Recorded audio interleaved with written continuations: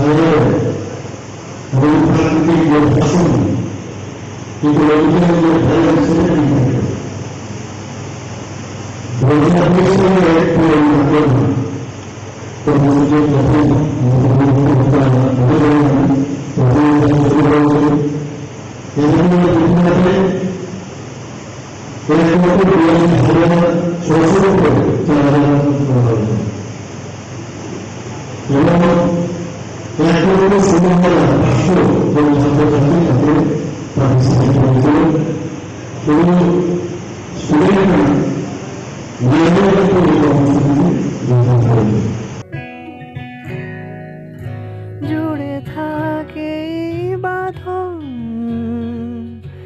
আপনার চেয়েও আপন, জুড়ে থাকে বাঁধন আপনার চেয়েও আপন, আপনার চেয়েও আপন।